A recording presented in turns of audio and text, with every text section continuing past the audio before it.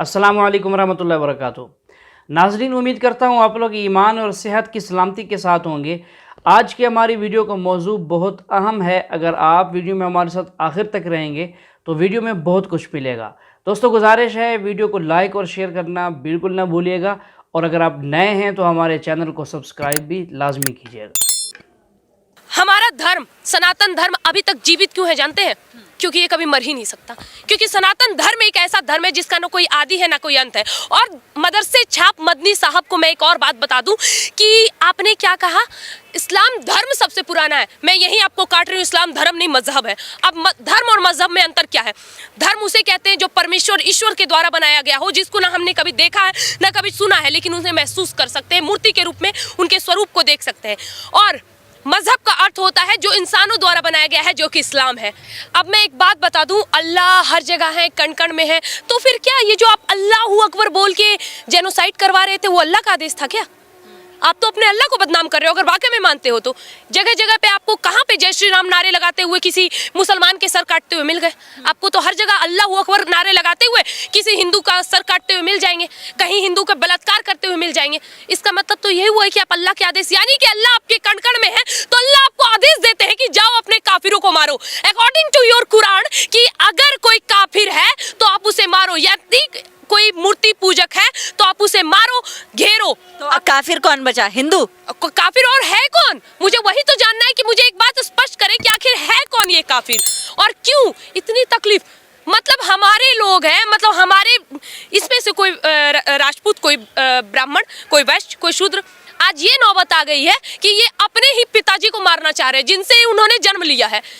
मैंने कई बार कुरान पढ़ी है, तो उसमें जिस आयत का आपने जिक्र किया है उसमें आपने आधी आयत जिक्र किया है, अल तौबा की 5वीं आयत, जिसमें लिखा है कि जो गैर मुसलमान को मारो, साथ में घात लगा मारो, और जब तक वो नमाज कायम करें, ज़कात दें, तब उनको छोड़ दो, अर्थात मुसलमान बन जाएं तब छोड़ दो। और दूसरी बात ये थी कि 6551 की नंबर उसमें है, जिसमें लिखा है कि ऐ मुसलमानों, तुम ईसाइयों यहूदियों को अपना दोस्त मत बनाओ, अगर जो दोस्त बनाएगा वो उनमें से हो जाएगा। ये बात इंसानियत के खिलाफ मैं महसूस करता हूँ। भाई साहब ने सवाल किया कि मैंने जो आयत कोट की, सूरह तौबा सूरह नंबर 9 आयत नंबर 5 की, वो आधी आयत कोट की, उसमें लिखा हुआ है कि उन्हें जब छोड़ दो जब वो नमाज कायम करे और ज़कात दे। ये भी जो भाई साहब कह रहे, पूरी आयत का मैं हवाला देता हूँ। अगर आप पूरी आयत पढ़ेंगे तो आपको सही पस मंज़र मिलेगा।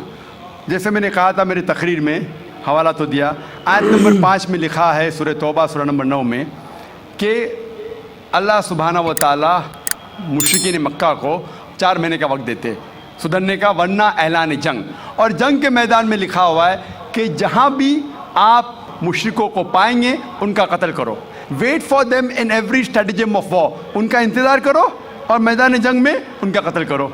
लेकिन अगर वो रिपेंट करे, मतलब माफ़ी मांगे, कई वजह है, अगर वो माफ़ी मांगे, नमाज पढ़े और ज़कात दे तो छोड़ सकते हैं। मतलब वो इस्लाम को कबूल करे, या वो सिर्फ अमन चाहते हैं, तो कई ऑप्शंस दिए गए हैं। एक ऑप्शन है कि अगर वो रिपेंट करे, माफ़ी मांगे, इस्लाम को कबूल करे तो भी छोड़ दीजिए, या वो अमन चाहते हैं और इस्लाम कबूल नहीं भी करे तो भी छोड़ दो। आगे आयत में लिखा, आयत नंबर 6 में, आयत नंबर 6 भी उसके साथ है ना, कि अगर वो अमन चाहते हैं तो उनको हिफाजत से ऐसी जगह पर ले जाओ जाके वो महफूज है। तो बहुत से ऑप्शंस दिए गए हैं। लेकिन अगर वो आपसे झगड़ा करना चाहते हैं मैदान जंग में तो उनका कत्ल करो। अगर झगड़ा करना चाहते तो कत्ल करो, अगर झगड़ा करना नहीं चाहते हैं, बोलते अमन चाहते तो छोड़ दो, अगर वो माफ़ी मांगते, इस्लाम कबूल करते, फिर भी छोड़ दो। तो कई ऑप्शन दिए गए हैं। ये कहना गलत है कि वो इस्लाम कबूल करे तो ही छोड़ो। कई आयतें आपको कॉन्टेक्स्ट में पढ़ना चाहिए। फिर से आप सिर्फ एक पार्ट ऑफ द वर्स निकालेंगे और कोट करेंगे, लोग को फिर से गलत फहमी होती है। तो ये सही जवाब है कि बहुत से ऑप्शन दिए गए हैं। और कई जगह सूरह अनफाल में भी लिखा है कि अगर वो अमन चाहते तो अमन बेहतर है। उसमें ये नहीं लिखा है कि इस्लाम कबूल करना उनके लिए ज़रूरी है। कर सकते हैं अगर वो इस्लाम को पसंद करते हैं। कुरान में लिखा है सूरह बकरा में सूरा नंबर 2 आयत नंबर 256 में 256, ला इक्राह फिद्दीन, इस्लाम में ज़बरदस्ती नहीं है। There is no compulsion religion, truth stands out clear from error. हक बातिल से अलग है। हक, truth is clear from error. जो हक की बात है वो गलत बात से अलहदा है। हमें हक पेश करना चाहिए। अगर वो कबूल करे तो अच्छी बात है, नहीं कबूल करे तो भी कोई बात नहीं।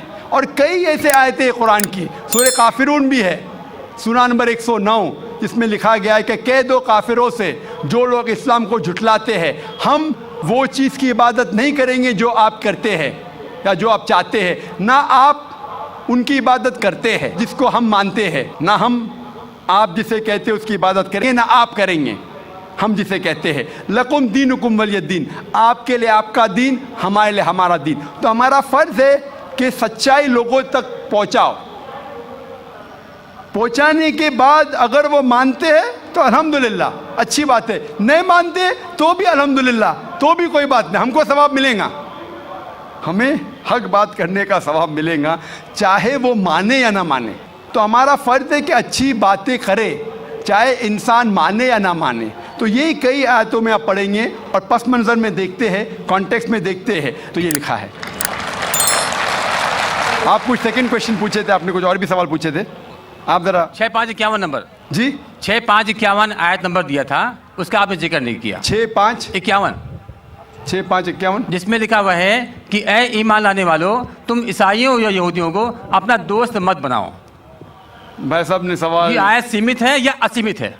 क्या ईसाइयों और यहूदियों को अपना दोस्त मत बनाओ, ये कौन सी आयत? 6551। लेकिन कुरान में लिखा हुआ है सूरह अल इमरान में सूरा नंबर 3 में 2 जगह लिखा है कि ये जो तर्जुमा कर रहे हैं कि यहूद और ईसाई को अपना दोस्त मत बनाओ, ये तर्जुमा सही नहीं है। सही तर्जुमा है कि do not make Christians and Jews your protectors in preference to believer. अगर आपके पास चॉइस है ईमान वालों के साथ और क्रिश्चियन और यहूद के साथ फॉर प्रोटेक्शन के लिए, जो लफ्ज़ तर्जुमा है दोस्त, friend is not a correct translation. It should be do not approach them for protection, मतलब अपने आप को प्रोटेक्ट करने के लिए बनिस्बत मोमिन मुसलमान के बदले यहूद और क्रिश्चियन की तरफ मत जाओ, ये लिखा है। उसका मतलब ये नहीं कि उनसे दोस्ती मत रखो, क्योंकि कई जगह कुरान में और आयतें आते, मिसाल के तौर पे कुरान मजीद में सूरह मुम्तहिना सूरा नंबर 60 आयत नंबर 8 में लिखा है कि Allah forbids you not from being just towards those काफिर, those non Muslims who do not fight your faith not drive you out of your home. अल्लाह सुब्हानहू व तआला आपको जस्ट रहने से मना नहीं करता उन गैर मुसलमानों के साथ जो आपके मज़हब के खिलाफ लड़ते नहीं और आपको अपने घर के बाहर निकालते नहीं। और उसके आगे लिखा है, लेकिन जो गैर मुस्लिम, जो काफिर आपको आपके मज़हब के लिए लड़ते हैं, आपको अपने घर से निकालते हैं, तो उनके पास मत जाओ प्रोटेक्शन के लिए, हिफाजत के लिए। तो अल्लाह की कई आयतें हैं, ये कहीं भी नहीं लिखा है, लेकिन प्रोटेक्शन के लिए, हिफाजत के लिए अगर आपके पास चॉइस है, पूरी आयतें क्या प्रेफरेबल, बेहतर है कि आप मुसलमान और मोमिन के पास जाइए बनिस्बत ईसाई और यहूद के पास। Hope that answers the question. Some Muslim men are said non-Muslim men that they are kafirs. So मैं इसके बारे में आबिदानिक अर्थ काफिर का जितना तक जानता हूँ, कुफ्र से आया है ये सब। तो सर इसका आबिदानिक अर्थ होता है इस्लाम के गोपनीयता को जो स्वीकार नहीं करता, उसके सत्यता को जो स्वीकार नहीं करता, उसको काफिर कहा जाता है। आप ही के किसी एक चैप्टर में या किसी एक किताब में लिखा हुआ है सर, अगर इस नाम से आपको बचना चाहते हो तो आप इस्लाम कबूल करो या फिर और दूसरा कोई उपाय ढूंढ लो। ये दूसरा कोई उपाय ढूंढ लो, ये सर मैंने नहीं पढ़ा है, लेकिन मैं ये अपने दिल से बोल रहा हूँ। लेकिन सर काफिर का सब ये जो बोल रहा है, जो इस्लाम के गोपनीयता, सत्यता का जो गोपनीयता है, हम जो वो तो हम मैंने कभी अस्वीकार नहीं कर सकते, क्योंकि हमारे बहुत सारे मुस्लिम फ्रेंड्स हैं, हम उसके साथ बहुत अच्छे तरह से रहते हैं, बहुत अच्छे तरह से बिहेव करते हैं, फिर भी हमको as a non Muslim why I should call an काफिर? This is my simple question sir. भाई साहब का सवाल है कि काफिर किसे कहते हैं, खुद ही काफिर का उसने मानी भी दिया, क्योंकि उनने मेरी कैसेट सुन चुकी है और मेरी किताब भी पढ़ चुकी है शायद। इसमें कहा है कि काफिर आता है लफ्ज़ कुफ्र से, जिसका मानी है कि इस्लाम की हक्कानियत को झुटलाना। कुफ्र मतलब ना मानना। इन शॉर्ट काफिर मतलब जो इस्लाम की हक्कानियत को नहीं मानता है, जो नॉन मुस्लिम है। तो अब नॉन मुस्लिम है क्या है? नॉन मुस्लिम है ना, अब नॉन मुस्लिम तो काफिर ही कहेंगे ना। और जो आपने आखिरी पार्ट जो बराबर से नहीं सुना, मैंने ये कहा आप चाहते हैं कि कोई आपको काफिर नहीं बोले, आपको क्या गाली लग रही है? काफिर गाली नहीं ना। काफिर मतलब जो इस्लाम को नहीं मानता। इंग्लिश में बोलेंगे नॉन मुस्लिम। अगर आपको गाली लगती है कि काफिर गाली है, एक चीज अगर आपको लगता है गाली है और कोई आपको काफिर नहीं कहे तो इस्लाम कबूल करो, कोई काफिर नहीं कहेगा। ये किताब में लिखा था और कुछ नहीं। हम तो कभी सर इस्लाम के गोपनीयता को या सत्यता को कभी अस्वीकार नहीं किया है ना, हम तो कभी भी नहीं बोले ऐसा, तो हमको क्यों काफिर बोला जाए? आप मानते खुदा एक है? हाँ जी। आप मानते कि बुत परस्ती गलत है? सर बुत परस्ती मतलब ये समझ नहीं है। मूर्ति पूजा गलत है क्या सही है? मूर्ति पूजा सर हम हिंदू है, अब माँ दुर्गा का जब पूजा होता है, माँ शेरावाली का जब तो पूजा ये वो तो आपको मानते हैं। लगता है कि आप स्वीकार कर रहे हैं, लेकिन स्वीकार नहीं कर रहे, क्योंकि वेद में भी लिखा है कि खुदा का कोई अक्स नहीं है। मूर्ति पूजा भी गलत है हिंदू मजहबी किताब में। तो आप अगर मूर्ति पूजा करते हैं तो इस्लाम की हकीकत को झुठला रहे। आपको लग रहा है कि मैं इस्लाम के खिलाफ नहीं हूँ, लेकिन अगर आप मूर्ति पूजा कर रहे, कुरान में लिखा है मूर्ति पूजा गलत, वेद में लिखा है गलत, तो आप अगर करते हैं तो जो भी आपको काफिर बोलता है सही बोल रहा, मतलब आप गैर मुस्लिम है। उसमें बुरा लगने की बात क्या है? आप समझ रहे ना? नहीं सर, आप बोल रहे कि मैं इस्लाम की हक्कानियत को नहीं झुटला रहा हूँ। हम झुटला रहे तो है। आपने बोले मूर्ति पूजा करते मतलब झुटला दिए। अगर सर मैं इस जगह में कहता हूँ कि मैं मूर्ति पूजा को नहीं मानता, तब मैं काफिर नहीं हूँ। अगर आप बोलेंगे मैं एक खुदा में मानता हूँ, नहीं सर, मूर्ति पूजा में नहीं मानता हूँ। एकेश्वरवाद में हम मानते हैं एकेश्वरवाद को, लेकिन सर मूर्ति पूजा का जो बात है, अब शेरावाली की पूजा हो रही है या माता दुर्गा की पूजा हो रही है, वो तो सर झुटला नहीं सकते ना। हाँ, तो ये झुटलाएंगे तो ही आप वेद के करीब जाएंगे, फिर ही आप कुरान के करीब आएंगे। अगर नहीं झुटलाएंगे मतलब आप करीब नहीं है। उसका मतलब अरबी में कहेंगे काफिर, इंग्लिश में कहेंगे नॉन मुस्लिम, हिंदी में कहेंगे गैर मुस्लिम।